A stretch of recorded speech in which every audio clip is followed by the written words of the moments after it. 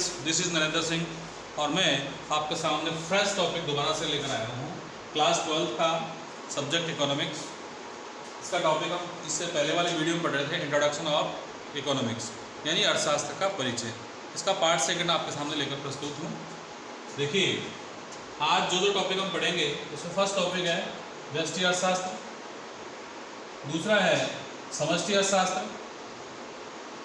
इन दोनों के बीच में जो डिफरेंस है यानी इन दोनों का अंतर, किसका अंतर? व्यष्टि और समष्टि अर्थशास्त्र का अंतर।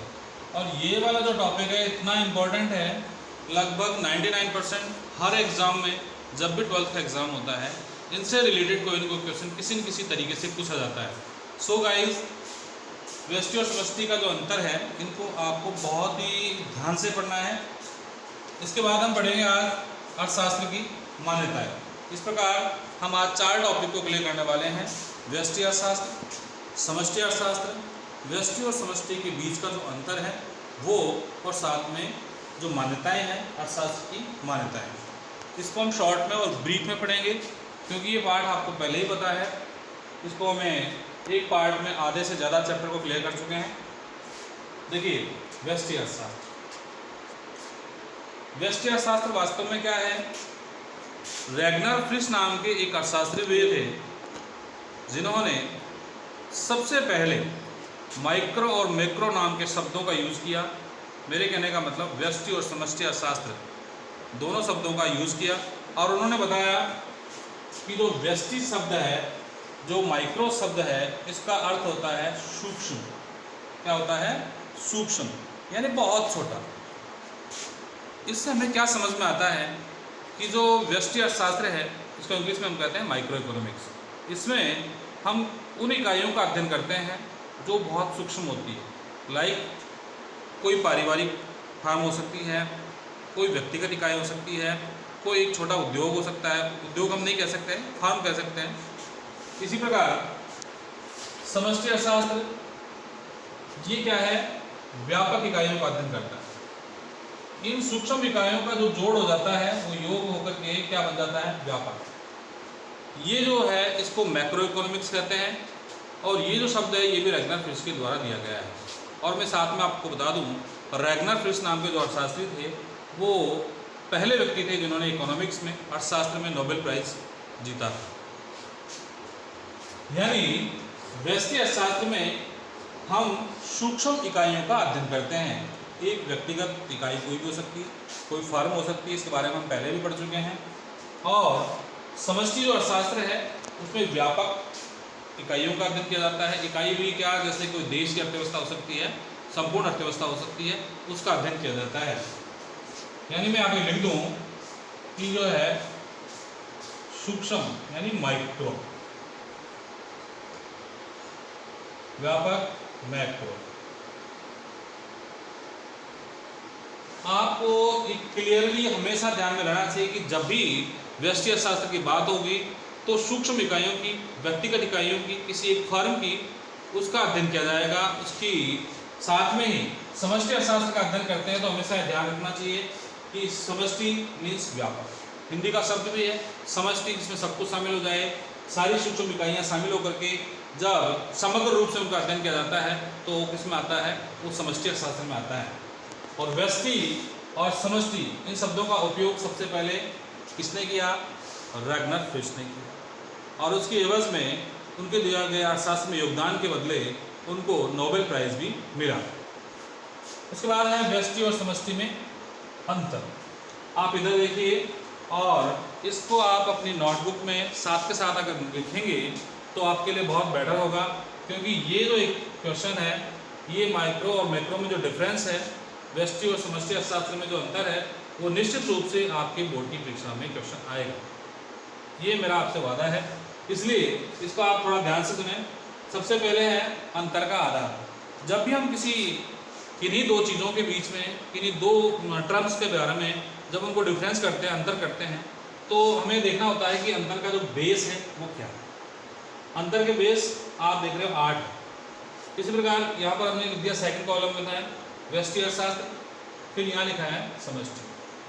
ये टेबल हमने बनाई है, इसमें क्रम संख्या लिखा है 1 2 3 4 5 6 7 और 8। हम 8 अंतर देखेंगे और 8 अंतर के आधार होंगे। सबसे पहला आधार क्या होगा? अध्ययन की इकाई।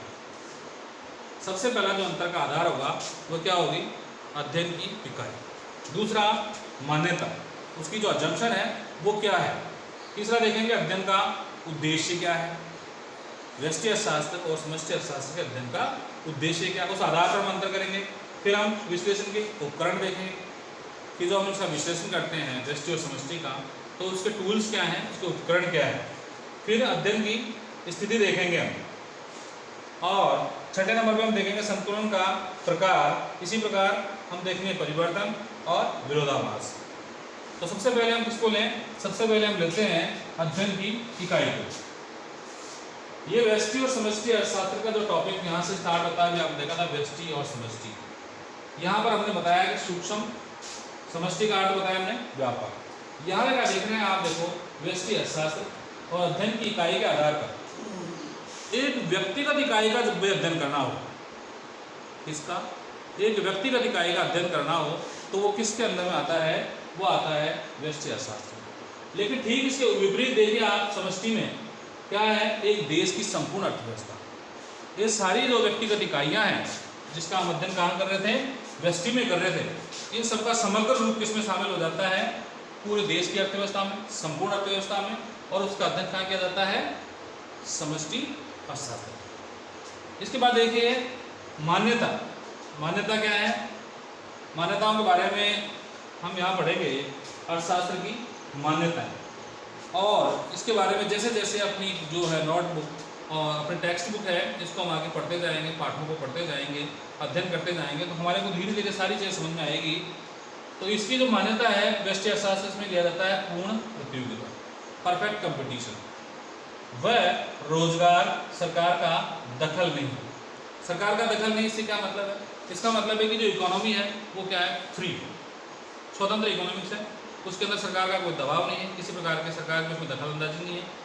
अपने हिसाब से वहाँ पर एक प्राइस सिस्टम, एक प्राइस का मैकेनिज्म है, कीमत तंत्र है, उसके अकॉर्डिंग उसमें काम होता है।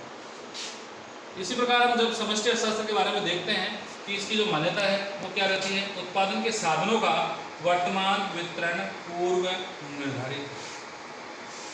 जो संसाधन है, जो रिसोर्सेज हैं, उनका डिस्ट्रीब्यूशन यानी उनका वितरण। आपने देखा होगा उत्पादन के साधन और संसाधन। उत्पादन के साधन कौन कौन से अपने पूर्व पढ़ चुके हैं, आपको याद है? थोड़ा सा अपने दिमाग में रिकेप कीजिए चीज़ों को, आपको निश्चित रूप से ध्यान आएगा। उत्पादन के जो साधन है क्या है? भूमि है, पूंजी है, श्रम है और उद्यम। आपने काफ़ी इसके बारे में पहले पढ़ चुका है। उत्पादन के साधनों के जो रिवार्ड्स हैं उनको क्या मिलते हैं, ये पढ़ चुके हैं।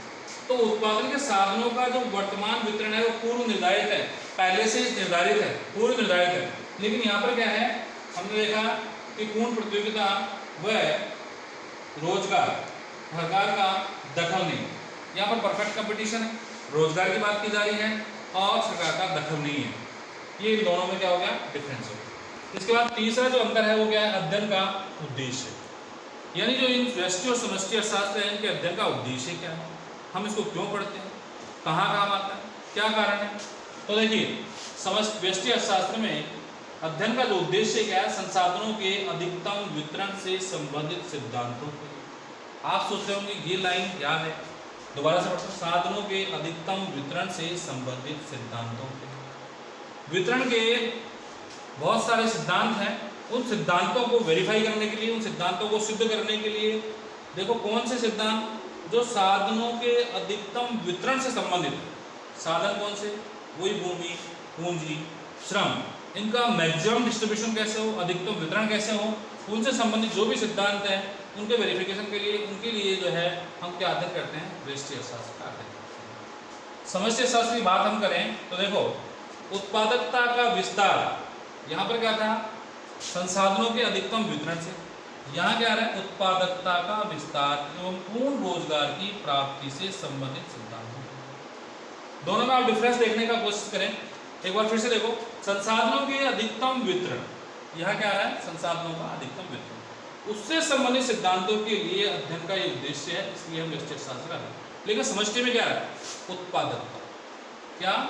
प्रोडक्टिविटी, संसाधनों की जो प्रोडक्टिविटी क्या है, उत्पादकता क्या है, उसका विस्तार कैसे हो, उसका विस्तार कैसे हो तथा पूर्ण रोजगार की प्राप्ति कैसे हो, पूर्ण रोजगार उसकी प्राप्ति कैसे हो, उससे संबंधित सिद्धांतों के अध्ययन हेतु हम किसका अध्ययन करते हैं, हम अध्ययन करते हैं समष्टि अर्थशास्त्र। उसके बाद देखिए तो चौथा अंतर हम करते हैं और उसका जो आधार है वो क्या है, विश्लेषण के। इसके एनालिसिस के लिए कीमत के ऊपर, यानी कि जो व्यष्टि अर्थशास्त्र होगा वह प्राइस सिस्टम, जो हम पहले बता रहा था थोड़ी देर पहले आपको कि कीमत तंत्र से संबंधित सिद्धांत है और इन सिद्धांतों का जो अध्ययन किया जाता है वो किसमें किया जाता है, वो व्यष्टि अर्थशास्त्र में किया जाता है। मांग और पूर्ति के नियम होते हैं, बाजार के अंदर कीमत का निर्धारण कैसे होता है, इसके लिए व्यष्टि अर्थशास्त्र का अध्ययन किया जाता है। समष्टि अर्थशास्त्र में क्या है, इस कीमत के उपकरण से यहाँ पर कोई मतलब नहीं है, यहाँ पर राष्ट्रीय आय के स्तर के उपकरण, राष्ट्रीय आय में जीएनपी है, जीडीपी है, एनएनपी है, नेशनल इनकम है, पर कैपिटा इनकम है, इन तमाम चीज़ों का अध्ययन करने के लिए, उनका विश्लेषण करने के लिए हमें किसका अध्ययन करना पड़ता है, समष्टि अर्थशास्त्र का। पांचवा जो अंतर का आधार है वो क्या है, अध्ययन की स्थिति। हेलो स्टूडेंट, आप साथ के साथ इन चीज़ों को आप अपनी नोटबुक में लिखते भी रहें ताकि आपको ये अच्छे से याद हो जाए, और वीडियो को आप बीच में कहीं नहीं रोकें, पॉज नहीं करें, इसको लगातार शुरू से लेकर के अंत तक देखना है, तभी आपको चीज़ें क्लियर होगी, वरना अगर आपने वीडियो को आधा देखा तो चीज़ें आपको क्लियर नहीं होगी। तो हम वापस आते हैं अध्ययन की स्थिति, जो पांचवा अंतर का आधार है। व्यक्तिगत इकाइयों का अध्ययन करते हैं जब वो किसमें हो, असंतुलन, किसमें हो, असंतुलन में हो। इस पे ध्यान करना, व्यक्तिगत इकाइयों का अध्ययन जब वो क्या हो, इम्बैलेंस हो, असंतुलन में हो। लेकिन इसका ठीक उल्टा आप समष्टि में देखेंगे, देखो सॉरी यहाँ पर क्या है, व्यक्तिगत इकाइयों का अध्ययन जब वो संतुलन में हो। व्यष्टि अर्थशास्त्र में जब व्यक्तिगत इकाइयों का अध्ययन करते हैं जब वो किसमें हो, संतुलन में हो। और यहाँ पर समष्टि अर्थशास्त्र में क्या है, जब संपूर्ण अर्थव्यवस्था असंतुलन में हो तब हम किसका अध्ययन करते हैं, समष्टि अर्थशास्त्र का करते हैं।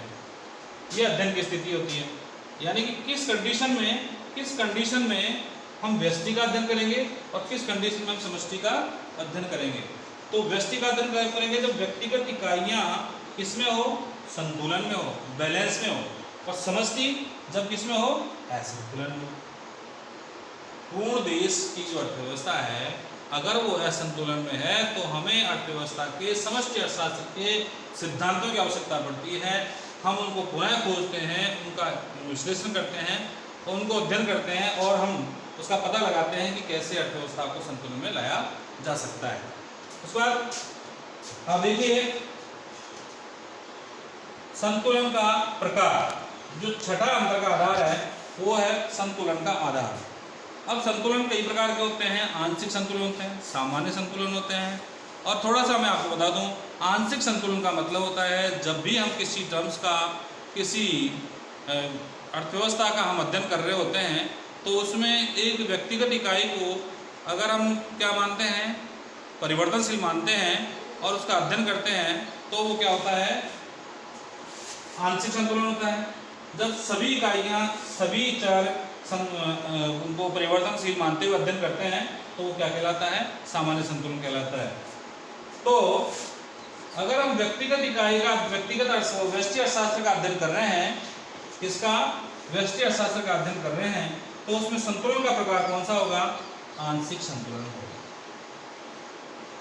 और अगर हम समष्टि अर्थशास्त्र का अध्ययन कर रहे हैं बच्चों, तो वहां पर कौन सा संतुलन आएगा, सामान्य संतुलन आएगा। यानी कि जब सभी इकाइयों को, सभी चरों को परिवर्तनशील मान लेंगे तो कौन सा संतुलन होगा, सामान्य, और उसका अध्ययन कहाँ किया जाएगा, समष्टि अर्थशास्त्र में किया जाएगा। उसके बाद परिवर्तन, देखिए परिवर्तन को आधार मानते हुए हम व्यष्टि और समष्टि में अंतर करते हैं। तो व्यष्टि में परिवर्तन समष्टि की स्थिरता में भी हो जाता है, व्यष्टि में अंतर समष्टि की स्थिरता में भी हो जाता है।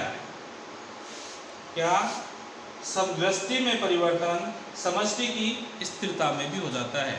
यानी समष्टि अर्थशास्त्र में क्या है, स्टेबिलिटी है, लेकिन फिर भी जो व्यष्टि अर्थशास्त्र है, माइक्रो इकोनॉमिक्स है, उसमें क्या हो जाते हैं, चेंजेस हो जाते हैं। कैसे? अगर हम इसके बारे में सोचें, पूरे देश की इकोनॉमी बहुत बड़ी होती है, उसमें कोई चेंजेस नहीं आ रहे, लेकिन एक व्यक्तिगत फर्म के उत्पादन में, उसकी आय में अंतर आ सकता है, निश्चित रूप से आ सकता है। एक फर्म में, एक व्यक्तिगत इकाई में अंतर आ सकता है। उसके बाद देखिए, समष्टि की स्थिरता पर व्यष्टि की बनावट का प्रभाव नहीं, इसका क्या है, समष्टि अर्थशास्त्र। क्योंकि समष्टि अर्थशास्त्र में पूरे देश की अर्थव्यवस्था का अध्ययन किया जाता है, और उस पूरे देश की अर्थव्यवस्था जरूरी नहीं कि किसी एक व्यक्तिगत इकाई की आय में, उसके उत्पादन में कोई इम्बैलेंस हो, कोई असंतुलन हो, और उसका प्रभाव वहाँ पर दिखे। तो ये दोनों में अंतर हो गया, किसके, परिवर्तन पे। अगर समष्टि जो अर्थव्यवस्था है, समष्टि में कोई स्टेबिलिटी है, तो हम ये नहीं कह सकते कि व्यष्टि अर्थशास्त्र भी संतुलन रहेगा, उसमें चेंजेस आ सकते हैं।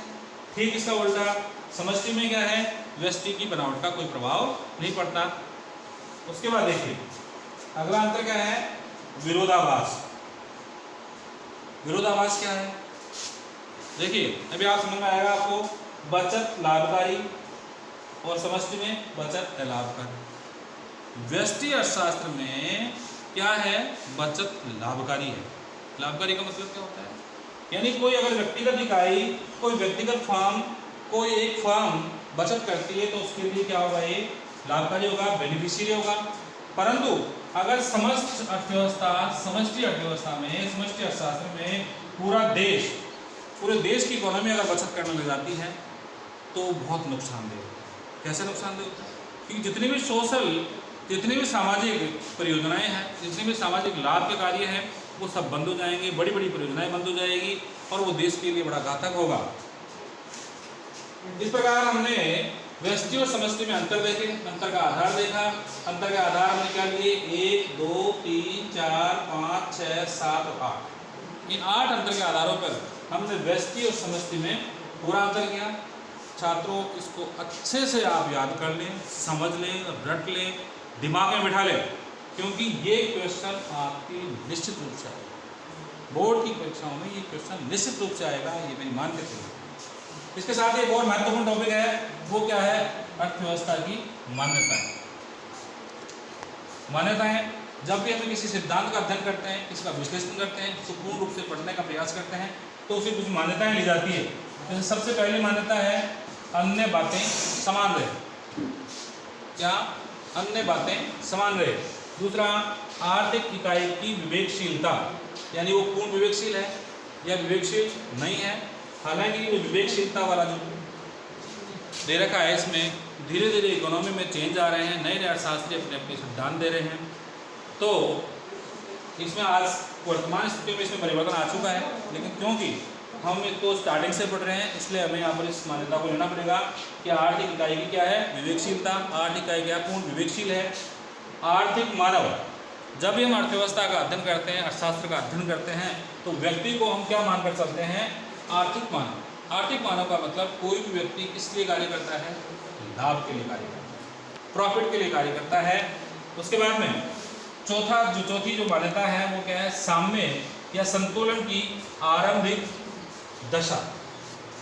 संतुलन की जो प्रारंभिक दशा है वो क्या है, आंशिक है, या आपने भी वहाँ पढ़ा होगा, आंशिक या सामान्य संतुलन है, वो भी हमको इसको देखनी होती है, मान्यता होती है। फिर पांचवी मान्यता क्या है, विशेष सामाजिक, आर्थिक और राजनीतिक जो संस्थाएं होती हैं उनसे संबंध किस प्रकार के हैं, ये भी हम मान्यताओं में लेकर चलते हैं।